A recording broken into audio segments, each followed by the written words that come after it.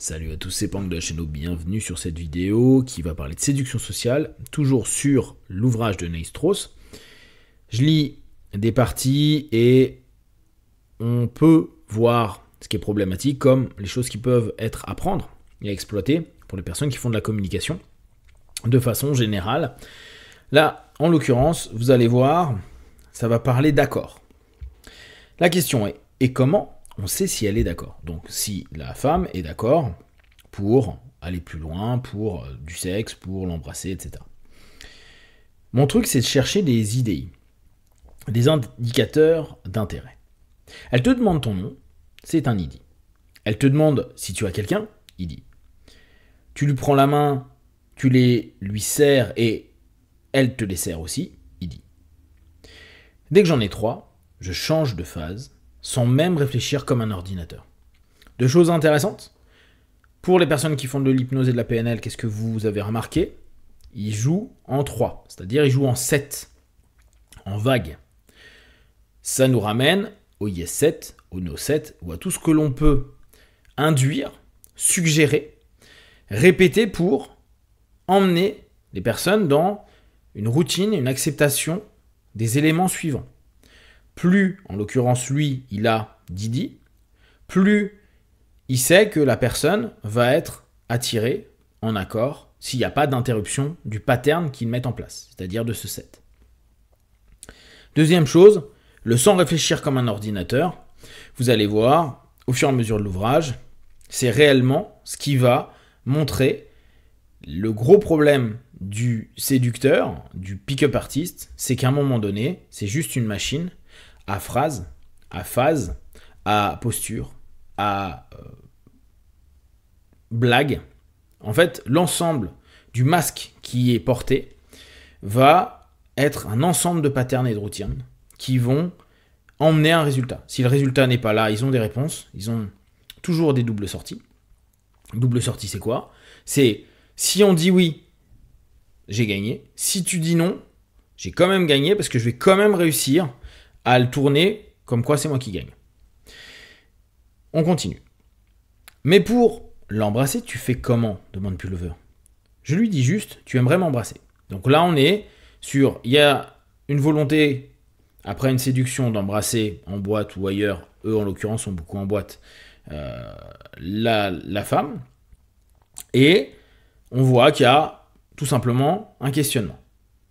Ce qui, à ce moment-là, est pas trop déconnant, sachant que, si on reprend un petit peu en amont, il y a pu avoir des kinos et autres qui ont ramené des idées, justement, qui ont validé un ensemble d'éléments pour se dire, bah, je peux tenter, ça devrait pas être agressant pour la femme.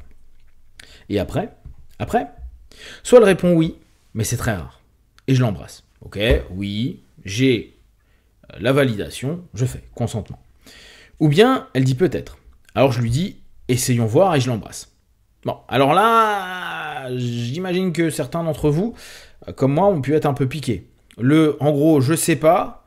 Si tu sais pas, ça veut dire oui. C'est un peu compliqué.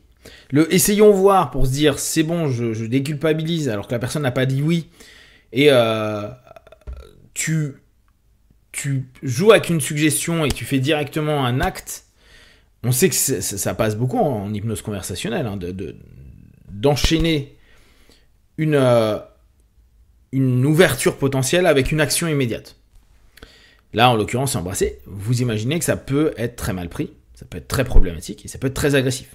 Et là, le problème du consentement, il se trouve. Ou alors, elle répond non. Et là, je lui dis, je ne t'ai pas donné la permission.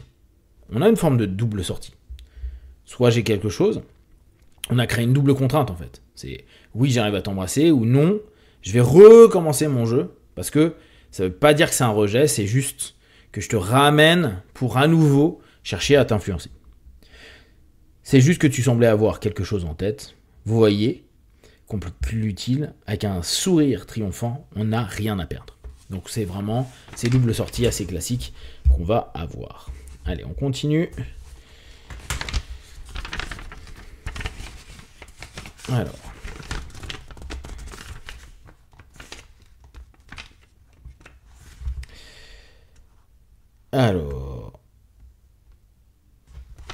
toutes mes craintes se sont envolées. Alors, et j'ai compris que le secret pour aborder les femmes, c'est simplement de savoir quoi dire, quand et comment. Quand je vous disais que c'est des masques, et là on a vraiment une notion robotique dont les PUA ont mis en place un ensemble d'éléments. Et ce qui est intéressant, c'est qu'aujourd'hui, si on reprend, donc aujourd'hui 2024-2025, si vous regardez un ensemble de débats, je reprends les Whatever Podcasts, Fresh and Fit, etc., tout ce qui est un peu mascu américain, Joe Rogan, non, il n'a pas le même type de logique avec ce qu'ils appellent des panels, c'est-à-dire faire venir pas mal de filles, en général des filles d'OnlyFans, pour discuter avec, qui n'est pas toujours discuter avec ouverture, mais vraiment un peu plus leur envoyer des critiques. Et elles vont avoir un discours, et 90% du temps, le discours est à peu près similaire. Comme dans une phase de séduction, quand tu es en boîte, selon les contextes, c'est à peu près toujours les mêmes types de réponses, les mêmes résistances, etc. etc. Comme nous, on peut avoir dans les patterns de nos partenaires de session, les consultants, etc., où on va avoir des personnes qui ressortent les mêmes choses qu'on a déjà peut-être entendu 500 fois, 1000 fois, et où l'expérience nous a montré qu'en faisant ça, en disant ça, en recadrant comme ça, on va pouvoir apaiser, calmer, réorienter les choses. Donc là, ils ont un masque qui va être carrément vraiment ultra puissant à mesure du livre, mais qui s'est développé très rapidement avec... On n'a pas besoin d'humaniser les choses, on a besoin d'avoir des scripts. Alors on pourrait avoir un peu ça, nous, dans le monde de l'hypnose pendant un moment, surtout au début. Et d'ailleurs, au début, là on est au début de sa quête, au début on a ce besoin de s'appuyer sur des choses qui ont déjà été dites, dont beaucoup de personnes demandent des scripts pour les personnes qui ont du mal à dormir, qui ont des douleurs, qui ont ceci, cela. Et ça permet de se dire, ok, quand ça va pas, j'utilise ce script-là. Au fur et à mesure du temps, les gens vont modifier les scripts, puis connaître par cœur les routines, et du coup, ça va fonctionner. Là aussi, une autre comparaison qu'on peut faire, c'est l'hypnose de rue. En hypnose de rue, il y a eu vraiment au départ 0 routine, puis au fur et à mesure, des routines se sont créées, comme dans le monde du PUA. Et vraiment, c'était hyper similaire sur la façon dont c'était abordé. Donc, on a cette notion de dire, je me déshumanise, je mets un masque, j'apprends par cœur des choses, le temps que je l'intègre à moi, pour que ce qui a été une info et une connaissance deviennent vraiment quelque chose que je maîtrise, il n'y a plus besoin de se prendre la tête sur les émotions, sur l'autre. Là, en l'occurrence, l'autre, la femme, ou l'interlocuteur qui est là, n'est que là pour faire un feedback par rapport à l'info que je donne.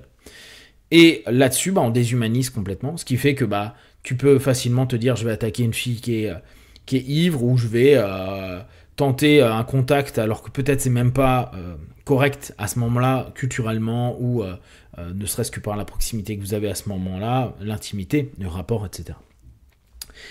Et lui, il est vraiment dans cette notion de se dire, je prends un max d'infos, et vous allez voir, il y a un autre gars qui s'appelle Tyler Durden, qu'on verra plus tard, qui a créé la réelle RDS, je crois, un truc comme ça, bon, on reviendra dessus, qui était vraiment quelqu'un qui a énormément travaillé sur, on connaît toutes les routines, on a tout analysé, et on a des réponses à tout. On a des réponses à tout.